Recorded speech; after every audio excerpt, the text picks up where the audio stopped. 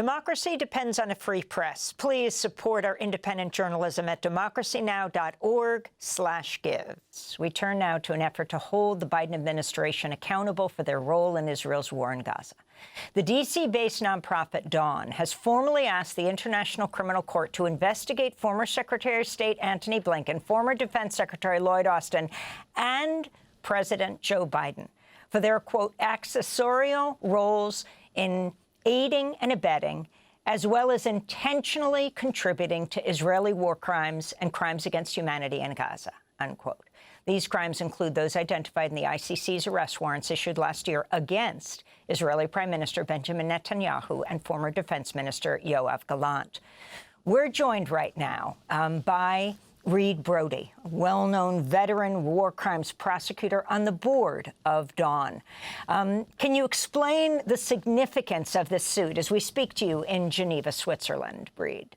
Sure. As you said, Amy, in November, the ICC issued warrants against Benjamin Netanyahu and Yoav Gallant for starvation as a method of warfare, for intentionally directing attacks against civilians, for the crime against humanity of murder and of persecution. But they didn't act alone. And under the ICC statute, you can also be held liable for aiding and abetting a crime.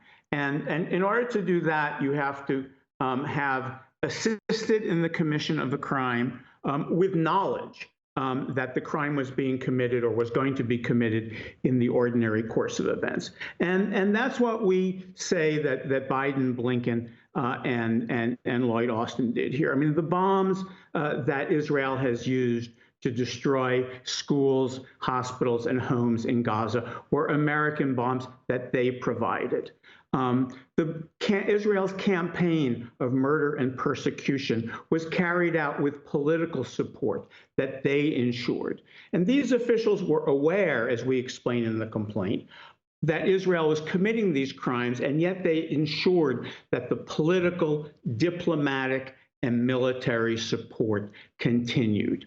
You know, our submission has 172 pages. It shows in detail how Biden, Blinken, and Lloyd Austin ensured that $17.9 billion in military assistance was sent, how real-time intelligence was given, how the U.S. vetoed resolutions at the UN Security Council. And we show how, in many instances, these officials actually overruled people below them who said, war crimes are being committed. You can't, under American law, under international law, provide this assistance.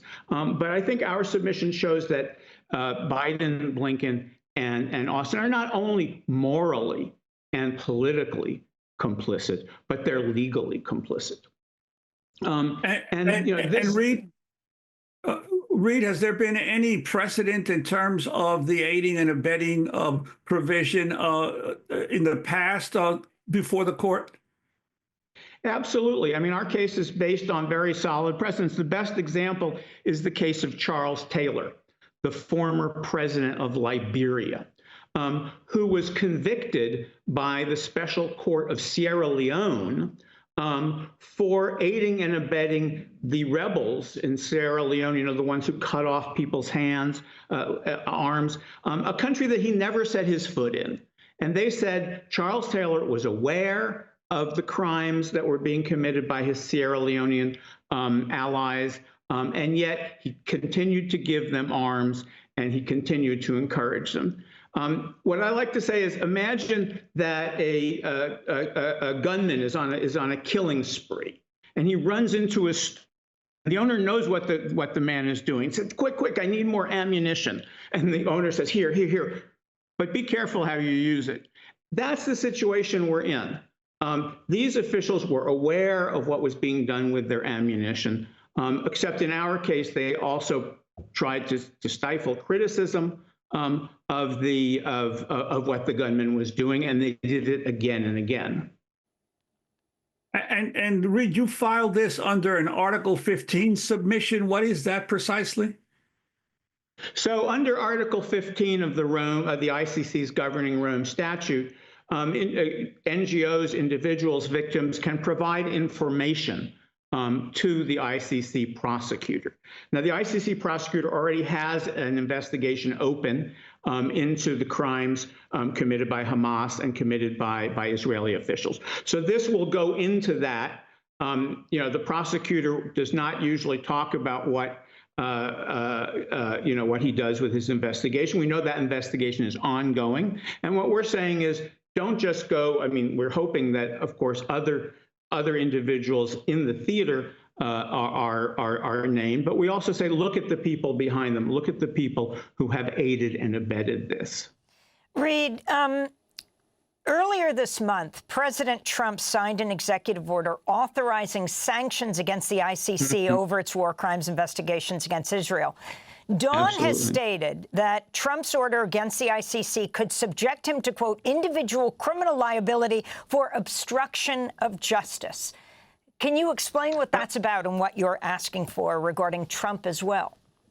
Sure. Well, we didn't ask for it in the communication, but as you say, under Article 70 of the ICC Rome Statute, if it criminalizes as an offense against the administration of justice, what we Americans call obstruction of justice, to, for instance, retaliate against a court officer for taking action. So here the prosecutor has indicted Yoav Gallant and Benjamin Netanyahu, and the Trump administration has responded by levying sanctions on this man and on the court. So that really sets, I mean, the prosecutor would be well within his rights to open up an investigation of Donald Trump for these sanctions, as he would, incidentally, for the 9 years that Israel tried with three successive prosecutors to blackmail, harass, and sting them to prevent them from taking these actions. Reed Brody, we thank you very much for being with us. Veteran war crimes prosecutor, board member of Dawn, the nonprofit which has filed the communication with the ICC prosecutor over the role of U.S. officials, Biden, Blinken, and Austin, in supporting Israeli war crimes in Gaza. That does it for our show. Democracy Now! Is produced with Renee Pels, Mike Burke, Dina Guzder, Messiah Rhodes, Nermeen Sheikh, Maria Tarasena, Tammy Warnoff, Charina Nadura, Anjali Khamet, Sam Alkoff, Taymuri Astudillo, John Hamilton, Robbie Karen, Hani Masood, Hannah Elias. Our executive director is Julie Crosby. Special thanks to Becca Staley, John Randolph, Paul Powell, Mike DeFilippo, Miguel Noguera. I'm Amy Goodman with Juan Gonzalez for another edition of Democracy Now! Democracy Now! Is funded by viewers like you. Please give today at democracynow.org/give.